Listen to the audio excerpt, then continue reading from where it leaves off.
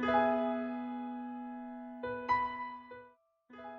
first experience with Christian family counseling was actually about 6 years ago when I was an undergraduate student at Wisconsin Lutheran College and I had an internship here. And it was so exciting for me to see that while this is a clinic that provides traditional counseling, they do it while sharing God's Word right along the way. And to be back here now as a counselor myself is really special.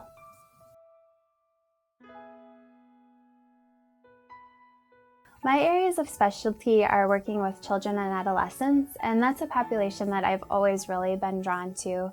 I get a lot of joy working with them, and I also think that there's such a need for early intervention with kids because they face challenges too, and to help them develop positive coping skills to work through those difficulties and process different feelings that they're having now at an early age so that as they grow up and face even bigger challenges and struggles, that they already have a positive foundation to work from.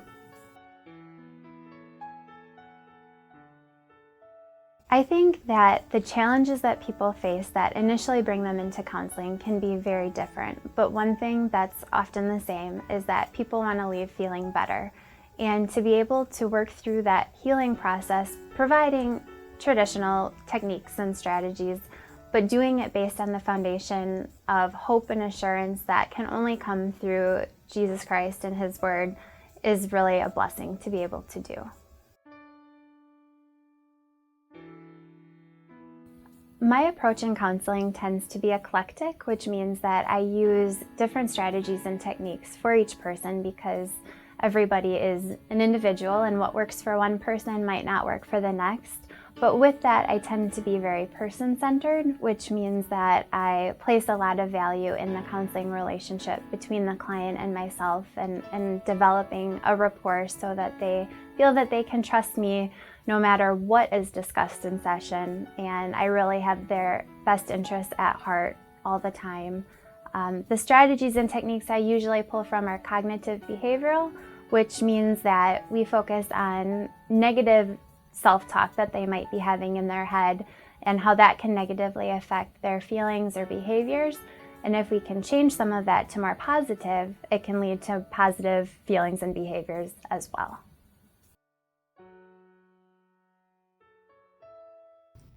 If someone was reluctant to come to counseling, I would reassure them by letting them know that they're probably in the majority of feeling that way. I think a lot of people are nervous and apprehensive because they don't know what to expect, and that's very normal.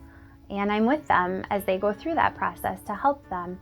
I like to let people know in the first session that if they have questions, they can ask them right at that time or any time along the way, and we'll work through it together.